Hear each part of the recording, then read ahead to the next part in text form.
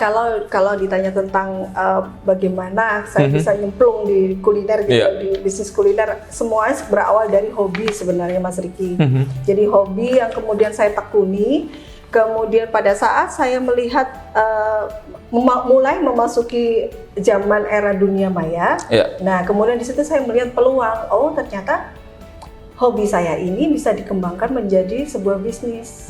Nah ada peluang kan di sana. Nah, so saya ambil itu. Halo kawan Merdeka, ketemu lagi di Glam Talk bersama dengan saya Ricky, dan hari ini saya masih akan membahas seputar wanita. Kita masih masuk di minggu-minggu Hari Kartini kawan Merdeka. Tapi sebelum itu, saya mau ingatkan Anda untuk nyalakan lonceng notifikasi di YouTube channel Merdeka FM, dan jangan lupa untuk di-subscribe agar Anda nggak ketinggalan informasi atau video-video terbaru dari Merdeka FM. Hari ini spesial kawan Merdeka, di momen minggu-minggu Hari Kartini saya akan berbicara tentang wanita dan juga dunia bisnis bersama dengan seorang businesswoman yang hebat sekali di dunia kuliner. Mungkin untuk Anda yang ngikutin konten-konten Merdeka FM pasti nggak asing kawan Merdeka. Kita sekarang bersama dengan Ibu Rahma Setiawati, founder dari Kedai Rahma. Selamat siang Bu Rahma. Halo, selamat siang Mas Riki. Gimana kabar Bu? Baik, alhamdulillah. Hari ini kayaknya Surabaya begitu panas. Kita take-nya ini pas masih menginjak bulan puasa, lagi panas-panasnya Surabaya. Hujannya juga masih dikit ya. Hujannya juga masih dikit, tapi hari ini kita akan dengan semangat Kartini kita akan menggali banyak hal tentang Bu Rahma dan juga mungkin tentang kiat-kiat sukses bisnisnya Bu Rahma. Begitu mungkin ya. Siap. Ya. Hari ini berbicara mengenai Kartini, Bu Rahma. Kita tahu bahwa sosok Kartini ini adalah pahlawan nasional yang sangat concern sekali di bidang memperjuangkan hak-hak kesetaraan gender terutama wanita. Tapi kan Kartini ini banyak yang bilang, apakah sosok Kartini masih relevan dengan zaman sekarang? Mengingat Kartini ini hidup di ratusan tahun yang lalu mungkin. Jadul banget. Jadul banget. Nah kalau menurut Bu Rahma, apakah masih relevan ya dengan dunia wanita zaman sekarang? Kalau sebelum-sebelumnya kita mungkin seringkali kalau udah ngomongin Kartini, kita ngomongnya mesti cuma emansipasi doang ya. Betul. Emansipasi aja yang digembor-gemborin gitu ya. Kalau saya pribadi tidak concern di situ. Saya lebih concern pada karakter beliau. Jadi pada saat dulu, zaman dulu, bagaimana sih beliau itu di zaman dulu, tetapi zaman sekarang itu kok masih dibawa-bawa gitu ya. Padahal dari kalau kita ngomongin dari fotonya udah jadul banget, nggak berubah ya fotonya ya. Nah, tapi ada beberapa hal memang dari fenomena Ibu Kartini yang zaman dulu itu masih bisa kebawa sampai sekarang, dan mungkin ke depan masih bisa. Salah satunya adalah kalau saya mengamati adalah kegemaran beliau membaca buku. Nah, apalagi pada zaman dahulu ya, buku itu kan orang ibarat kata melihat mengistilahkan merupakan jendela dunia, ya kan? Jadi dengan membaca, suka membaca, gemar membaca berbagai buku zaman dulu.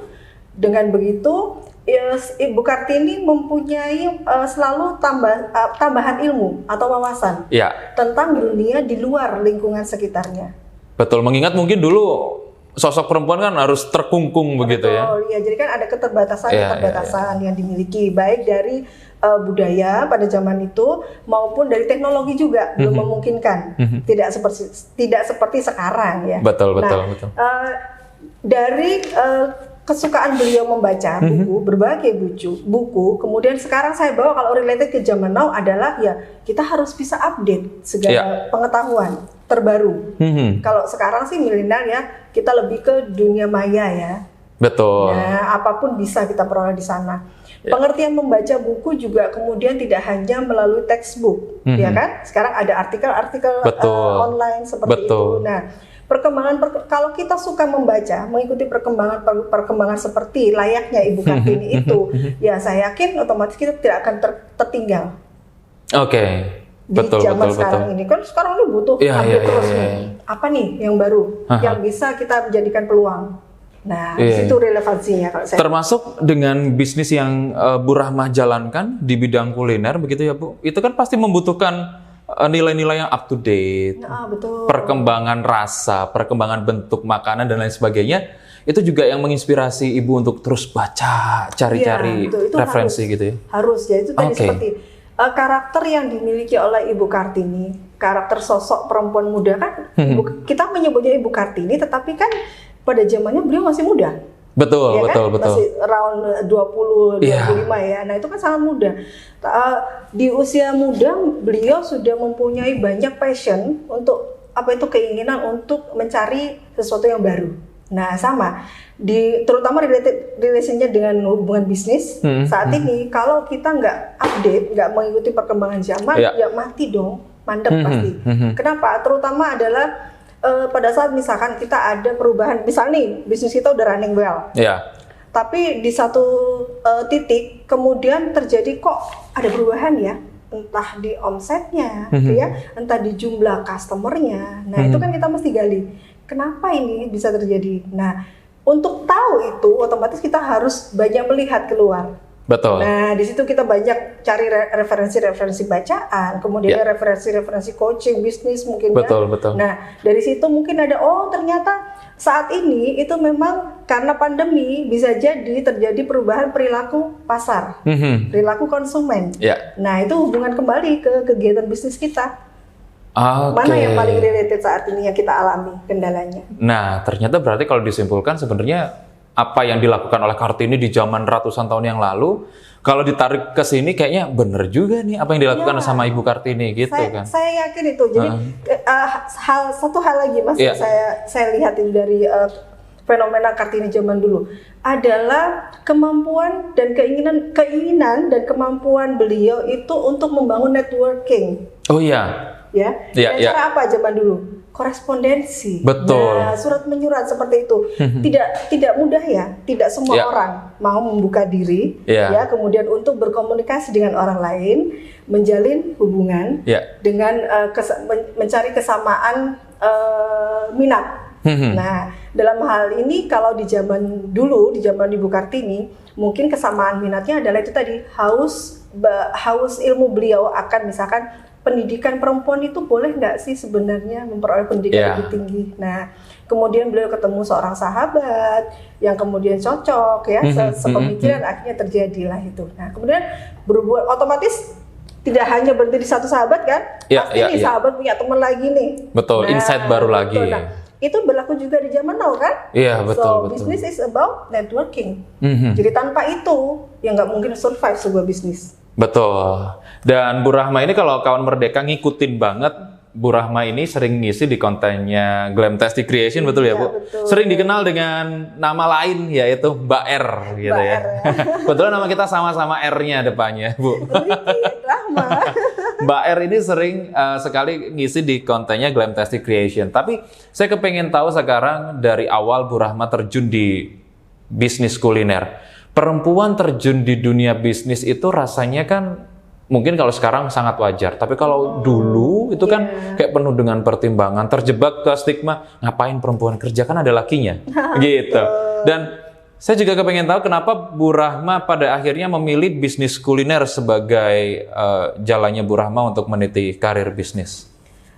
Kalau ditanya tentang bagaimana saya bisa nyemplung di kuliner gitu, di bisnis kuliner, semuanya berawal dari hobi sebenarnya Mas Riki. Jadi hobi yang kemudian saya tekuni, kemudian pada saat saya melihat mulai memasuki zaman era dunia maya, nah kemudian di situ saya melihat peluang, ternyata hobi saya ini bisa dikembangkan menjadi sebuah bisnis. Nah ada peluang kan di sana. Nah saya ambil itu. Jadi langsung digali. Iya, langsung saya ambil peluang itu. Kenapa? Karena saya berpikir bisnis juga tentang bagaimana siapa yang lebih cepat ya. Mulai kalau kita hanya punya keinginan saja tanpa harus langsung kita action, ya sama aja akan tertinggal. Betul. Orang lain. Nah, itu dia makanya. Tapi kalau sebagai seorang wanita dan juga seorang pebisnis, menurut Bu Rahma, dari kacamata Bu Rahma, apa tantangan terbesarnya, Bu? Kalau untuk seorang perempuan dalam dunia bisnis, tantangan terbesar memang adalah support sistemnya. Saya melihat ya. Kenapa? Karena perempuan istilahnya bullshit kalau kita bilang itu Wonder Woman tuh sebenarnya tidak ada. Kalau hanya tunggal perempuan itu sendiri. Harus ada support system. Betul. Jadi tidak mungkin seorang perempuan, terutama nanti apalagi kita kan masih di budaya timur ya. Iya. Nah, pada saat kita sudah berkeluarga terutama, nah itu support sistem kita itu tentu yang menjadi pendukung utama.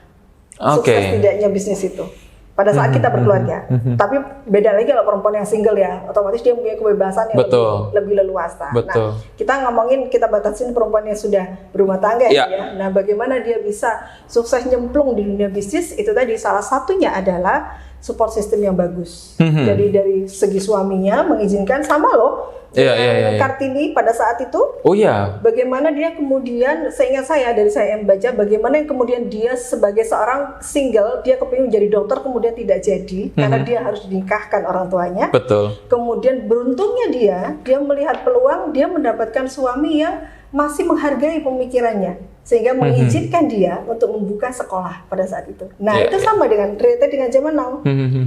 Kalau sudah berumah tangga, perempuan kan bagaimanapun juga ada seorang pemimpin dalam rumah tangga yang harus diikuti. Nah, nih pandai-pandainya kita melakukan kompromi melakukan istilahnya apa nih Mas? Negosiasi dengan pasangan hidupnya gitu ya. Bagaimana? Karena tidak hanya sekedar saya izinkan kamu berbisnis, tetapi kita harus meyakinkan bahwa partner hidup kita itu benar-benar paham apa artinya setuju itu. Artinya setuju adalah tidak hanya sekedar membiarkan seorang perempuan melakukan bisnisnya, tetapi siap mensupport. Betul. Gitu. Jadi support system itu kalau untuk bisnis perempuan masuk dalam dunia bisnis penting sekali, harus dimiliki. Iya. Dan mungkin kalau di dunia bisnis kan kita selalu banyak melihat CEO cowok, Bu. Nanti kalau gak gitu bosnya PT apa kebanyakan juga cowok. Pasti ada pertimbangan khusus kenapa orang memilih laki-laki sebagai pimpinan perusahaan. Tapi kalau menurut Bu Rahma, apa yang menjadi nilai plusnya seorang wanita ketika dia menjadi seorang founder, Bu? Seorang perempuan itu terkadang kelebihannya adalah, dan ini mau tidak mau ya kalau saya lihat ya, saya sih belum pernah menjadi laki-laki, tetapi saya melihat kelebihan perempuan adalah multitasking. Perempuan itu multitasking dan sehingga memungkinkan dia untuk lebih kuat ya, lebih tahan pada saat dia di level tertentu terbebani sesuatu gitu ya. Jadi kalau laki-laki biasanya cenderungnya dia lebih fokus memang dari perempuan, terkadang lebih teliti, tetapi belum tentu bisa melakukan beberapa tugas yang banyak gitu ya. Nah itu kelebihan perempuan begitu sih. Betul. Ada yang bilang katanya kalau perempuan tuh tangan 1000. Nah itu dia. Jadi satu waktu dia bisa mengerjakan berbagai macam hal. Pekerjaan. Iya betul. Tapi kalau soal value, Bu, value atau kualitas seperti apa yang harus wajib dimiliki seorang wanita untuk menjalankan sebuah bisnis? Kalau untuk value sendiri bagi seorang perempuan nanti hubungannya mau tidak mau adalah dengan leadership.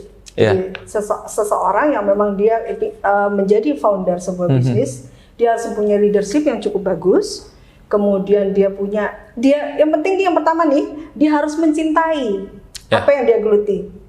Dia harus mencintai dia harus menyukai apa yang bidang yang dia geluti. Kenapa? Karena dengan mencintai atau menyukai bidang yang dia geluti saat itu, pada saat kita mengalami sebuah tantangan, pada saat kita mengalami sebuah krisis dalam bisnis kita akan lebih mudah bertahan, lebih survive nanti, lebih bisa sukses melewatinya. Begitu. Dibanding kita tuh nggak menyukai, udah nggak senang, terpaksa jadi jatuhnya. Terpaksa jalaninya, kemudian sehingga akan rentan menimbulkan keputusasaan ya, menurunkan semangat untuk berjuang mempertahankan bisnisnya itu. Tapi kalau melihat dari sisi wanita milenial sekarang, kalau tadi kita bercerita tentang wanita yang sudah berumah tangga, wanita milenial ini kan ada banyak yang bilang bahwa sebenarnya orang-orang milenial itu orang-orang yang paling beruntung. Dia hidup dan besar di era teknologi yang semakin maju dan juga sangat mudah sekali untuk memahami teknologi. Leadership dan lain sebagainya sebagai value wanita dalam berbisnis, apakah juga Ibu melihat ada di diri seorang wanita milenial terutama, Bu? Terutama wanita. Kalau saya amati itu tadi, setiap zaman itu mempunyai plus minusnya. Ya, jadi ada kelebihannya, kemudian ada juga kekurangan yang kekurangan itu bukan sebuah kelemahan, tetapi itu yang harus kita capai maksimal untuk menjadi kekuatan. Nah, untuk yang anak-anak milenial memang di sisi lain dia mempunyai akses dan kemudahan fasilitas ya sekarang ya. Apapun, aduh zaman saya aja Mas, sekitar saya memulai bisnis ini kan udah hampir 12 tahun ya online. Zaman dulu mengawali yang namanya mau belajar food fotografi aja itu susahnya minta ampun. Hanya mendapati orang-orang yang profesional yang biasanya offline dan itu mahal sekali ya. Kalau sekarang nih, waduh, tinggal klik aja di sosial media dapat ya. Nah, betul. Itu kan sebuah privilege anak zaman now ya, kaum milenial untuk memanfaatkan lebih maksimal gitu ya. Jadi udah nggak ada lagi deh istilahnya sekarang kalau misalkan aku bodoh gitu ya, aku nggak bisa gitu, nggak ada. Karena Mbak Google sudah menjawab semuanya. Karena di semua di dunia maya itu sudah dimudahkan sekali gitu ya. Mau belajar apa sih Anda? Mau tahu ilmu tentang apa sih Anda? Itu ada. Nah, kekurangannya karena kan zaman sekarang lebih cenderung ke egosentris ya, dirinya ya, lebih ke individualisme ya. Jadi kalau dulu mungkin orang itu lebih tergembleng karena dipaksa mau tidak mau oleh keadaan untuk belajar berhubungan dengan orang langsung. Bersosialisasi langsung gitu ya, langsung ketemu masalahnya gitu ya, langsung. Nah, kalau sekarang kan kecenderungannya tidak. Benar, zaman milenial anak-anak itu dimudahkan oleh segalanya, fasilitas, ilmu apa ada, tetapi itu tadi untuk skill communication ya, kemudian skill leadership-nya itu masih perlu dipertajam lagi, perlu pengalaman lebih lagi. Mereka harus menambah itu. Betul, berarti untuk wanita milenial yang harus ditambah adalah skill komunikasi sama leadership-nya juga. Untuk yang mau membuka soal bisnis terutama, Bu Rahma ya. 12 tahun berkecimpung di dunia kuliner, Bu Rahma. Dan sampai saat ini kalau dilihat-lihat dari Instagramnya Bu Rahma sendiri tuh kan kayaknya resep-resepnya tuh kalau Bu Rahma yang bikin tuh kayak gampang gitu ya. Kayak gampang gitu, jadi kayak kepengen bikin juga. Inspirasinya dari mana ya Bu? Inspirasinya adalah karena saya orangnya nggak suka ribet. Ya, nggak suka ribet. Terus kemudian, tetapi saya kepingin makan enak, gitu. Kepingin makan kualitasnya enak, tapi saya nggak suka ribet. Nah, itu kemudian memicu saya untuk membuat sesuatu yang, misalkan nih ya Mas, contoh misalkan untuk bikin satu roti A gitu ya, enak yang begini gitu ya, itu harus melalui metode 10 kali teknik gitu ya. Nah, itu saya mesti akan sebelum saya misalkan kepingin posting itu gitu ya. Saya berpikir dulu satu hal yang berbeda, out of box dulu. Saya mikir bisa nggak ya saya bikin 3 step. Diperkecil. Iya gitu. Saya tuh sukanya gitu. Jadi gimana caranya, bisa nggak sih kalau misalkan dengan 3 step aja saya bisa bikin resep itu hasilnya bisa semirip itu, atau paling tidak 75%, 80% semirip itu, so why not gitu ya. Itu kan memudahkan orang lain. Jadi sebenarnya inspirasinya ya dari cara berpikirnya sendiri ya Bu? Saya rasa iya ya, karena nggak suka ribet itu tadi. Mengkreasikan sendiri. Tapi kalau sebagai seorang pebisnis kuliner terutama Bu, tantangan terbesar untuk saat-saat ini, terutama kan sekarang kita masih ada di era pandemi. Endeminya sih sebentar lagi. Cuman kan 2 tahun lebih bergulat dengan pandemi. Apa tantangan paling besar untuk seorang pebisnis kuliner Bu? Tantangan di masih pandemi saat ini ya. Sekali lagi sih Mas, kalau saya melihat itu, yang kalau ada pertanyaan seperti itu memang refernya harus yang benar-benar kondisi real saat ini. Kita udah nggak boleh tuh kembali ke masa lampau, misalkan setahun 2 tahun belakangan, karena sudah berbeda pasti. Sangat berbeda, gitu, sangat berbeda. Apalagi pandemi ini kan baru sekali ini orang mengalaminya, baru krisis ini ya sedunia. Jadi pasti bisa jadi setiap saat, setiap musim, setiap tahun itu akan memunculkan masalah yang berbeda gitu ya. Jadi karena seperti tahun ini kan boleh dibilang pemulihan kita ya, pemulihan dari pasca pandemi yang berat kemarin. Nah, otomatis ada di bisnisnya masing-masing yang harus kita telah, yang harus kita amati adalah kembali apa sih pengaruhnya perubahan perilaku konsumen yang saat ini terjadi di market terhadap produk kita. Itu yang harus kita lihat gitu ya. Jadi kalau dulu misalkan di Kedai Rahma nih, kalau dulu orang lebih banyak membeli kue-kue hantarannya untuk misalkan perayaan ulang tahun, Betul. gitu ya, untuk perayaan acara kantor seperti itu. Nah, tetapi kemudian semakin kesini kan hal itu sudah nggak ada nih acara kayak gitu. Sebenarnya lebih orang kepada apa nih? Oh, justru mungkin ini kepingin mengucapkan siapa yang mungkin sedang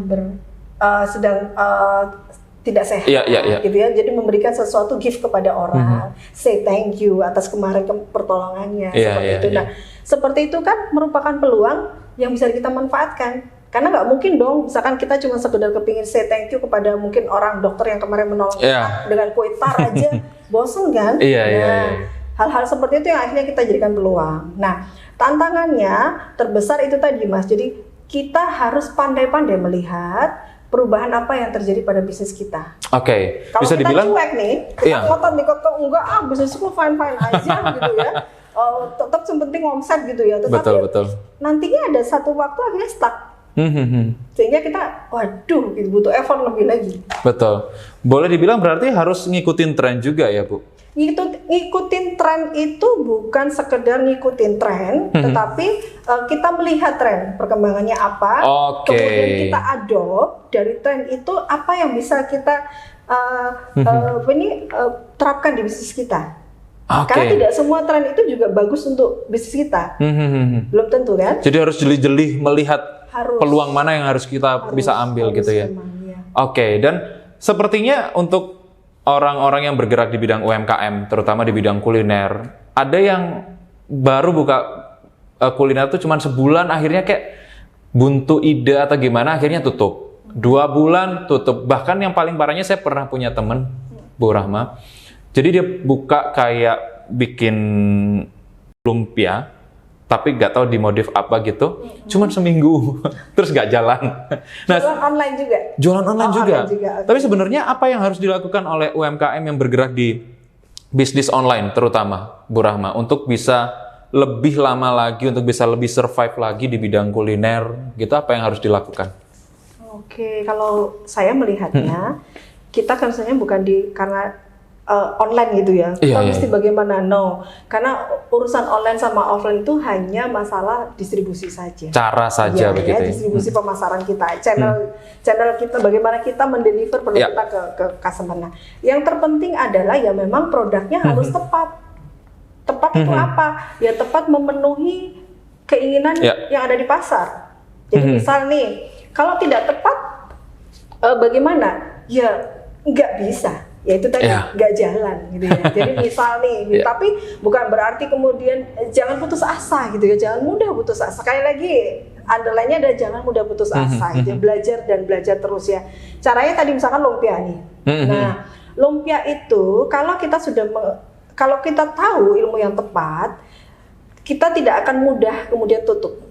Ya. Seandainya kita gaya lagi, seandainya lumpia tadi produk temannya Mas itu adalah produk unggulannya, aku ini pinter bikin lumpia, atau aku punya sumber pula gitu ya, lumpianya enak gitu ya, itu layak jual. Oke, nah yang kedua lakukan survei market dulu. Ada nggak sih orang yang suka lumpia? Ada loh, ya. Bahkan lumpia Semarang itu larisnya bukan main. Nah, berarti kita lihat lumpia yang laku ada lumpia yang seperti itu, gitu ya. Nah, nanti dipelajari, bisa masuk ke kategori mana saja sih lumpia ini? Bisa ke snack berarti, ya kan? Berarti kita jualnya di kategori snack. Kemudian apa yang tapi saya di Surabaya. Apa yang bisa saya bawa lumpia Semarang yang terkenal itu misalkan ke Surabaya? Nah itu disesuaikan dengan selera Surabaya. Surabaya itu sukanya apa sih orang-orangnya? Pedas misalnya. Nah ya seperti itu dibikin level-level pedas. Kebayang maksudnya ya? Jadi itu tadi disesuaikan selalu bisnis supaya bisa jalan sesuaikan dengan keinginan pasar yang ada. Apa sih di pasar itu apa? Jangan maksa. Kalau lumpia orang kepinginnya suka tradisional, walaupun kamu kasih macam-macam, tapi sesuaikan dengan karakter orang yang di mana market kamu dikembangkan. Jangan maksa. Misalkan kita ngotot nih lumpia tak isi coklat sama mozzarella gitu ya. Padahal belum tentu market kita suka, iya kan? Jadi yang pasti adalah balik lagi ke terus-terus berkreasi ya Bu ya. Betul. Melihat target pasarnya seperti apa. Tapi kalau sekarang Bu, momennya karena mau lebaran, saya kepengen tanya ke Bu Rahma sebagai orang yang expert lah, saya bisa bilang expert di bidang kuliner daripada saya gitu kan. Nah, Bu Rahma, kalau sekarang kita melihat fenomena Lebaran itu kan tidak lepas dari hampers ya. Betul. Orang pada borong itu hampers. Kalau dari Bu Rahma sendiri, hampers apa yang kira-kira tuh bikin orang menarik, bikin orang tertarik ya? Atau mungkin hampers yang seperti apa yang mungkin sekarang lagi tren dicari banyak orang? Lagi tren dicari banyak orang gitu ya. Kalau saya amati, memang sedikit ada perubahan. Apalagi ini lagi masa-masa kalau saya bilang ini masa-masa keren gitu ya. Keren dalam arti apa? Kita pulih dari pandemi gitu. Betul. Alhamdulillah kita pulih dari pandemi kemarin yang berat. Nah, otomatis nafsu orang ini juga mulai muncul yang baru nih. Waduh, kalau saya dulu kepinginnya hampers, kepingin ngasih misalkan tadi yang bentuknya utuh gede. Ya. Nah, sekarang rata-rata sudah tidak begitu lagi. Betul, sekarang lebih simpel. Betul, mereka lebih berpikir ini, lebih kemudian mempertimbangkan yang akan diberi itu kebutuhannya apa. Iya. Gitu ya. Jadi misalkan dia tahu nih, customer A, B, C, D, koleganya A, B, C, D gitu misalkan ya. Semuanya rata-rata adalah orang muda dengan keluarga kecil. Iya. Nah, so mereka akan pilih tuh yang bentuknya kecil-kecil saja gitu. Dan bisa jadi ya kebanyakan sekarang ini mereka itu mengkombinasikan, jadi nggak cuma hidangan manis tapi juga hidangan gurih. Iya. Nah, sehingga harapannya yang penerima gift itu, penerima hampers itu akan happy gitu ya. Oh, ternyata yang suka manis anakku nih, suka manis gitu ya. Aku nggak suka, aku suka gurih. Oh, kita dapat duanya. Nah, seperti itu. Jadi lebih ke bentuk yang lebih kecil, lebih simpel. Betul. Terus kemudian disesuaikan dengan penerimanya. Biasanya gitu sekarang. Oke, kalau zaman dulu kan hampers tuh kalau nggak gede, nggak lega. Gitu ya. Kita nggak peduli tuh mereka butuh apa enggak ya kan? Bener. Nah, sehingga pada saat hampers itu diterima, penerimanya kadang-kadang bingung penerimanya kan? Mau buat apa ini? Mau buat apa ini? Iya. Sehingga pesannya takutnya nggak nyampe. Nah, itu dia. Jadi harus yang nyampe pesannya dengan hal-hal itu tadi, Kawan Merdeka. Tapi balik lagi ke perannya Ibu sebagai seorang pebisnis. Bu Rahma kan otomatis menjalankan 3 peran ya, pebisnis, ibu, istri. Nah, Iya, betul. berat yang mana, Bu? Luar biasa ya perempuan. Pebisnis, ibu, dan Istri. seorang istri. Aha. Berat yang mana ya? Aduh. Semuanya tidak akan menjadi berat. Balik lagi pada saat saya atau kita perempuan memiliki support system yang bagus. Jadi kalau saya bilang saya nggak akan berat. Kenapa? Oh, bullshit ibu ngomongnya gitu dia. Enggak, beneran. Kenapa? Karena kalau support system kita bagus, kita jalanin semuanya dengan enjoy. Betul. Gitu ya. Terus kemudian faktor yang terpenting adalah memang kalau kita ingin tidak terasa kalau berat itu pasti semua bisa berat Mas ya. Cuman kalau kita ingin semua yang kita jalani itu ketiga peran itu terasa lebih ringan, tidak terlalu berat adalah ya kita harus belajar untuk disiplin juga.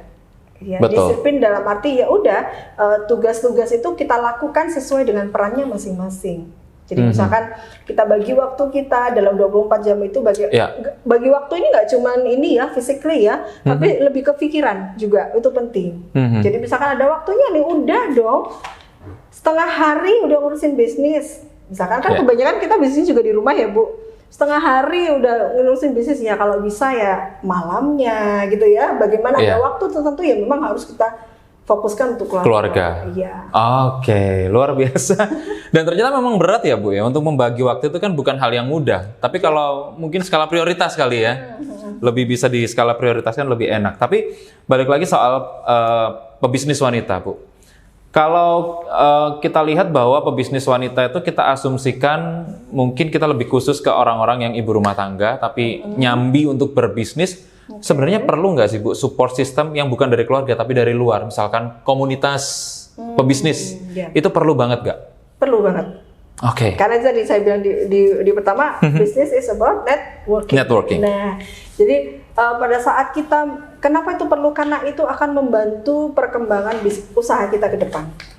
Kita tidak mungkin memikirkan segala sesuatu sendiri, gitu ya. Kita butuh ilmu baru. Misal nih, kita ada masalah di distribusi, stuck. Waduh, gimana nih, suami juga nggak di bidangnya, nggak bisa ngasih saran, anak juga nggak bisa ngasih saran. So, kemana saya mesti bertanya gitu ya untuk masalah saya di bisnis saya. Nah, perlunya support system berupa komunitas-komunitas atau orang di luar lingkungan kita itu adalah itu tadi untuk istilahnya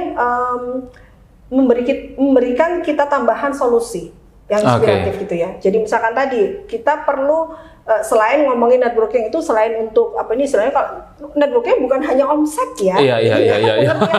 Pengertian networking itu bukan melulu sekedar meningkatkan omset, no, salah sekali itu ya. Yang penting adalah itu tadi bisa mensupport kita pada saat bisnis kita mengalami sesuatu kendala atau butuh untuk berkembang lebih besar. Iya. Gitu ya.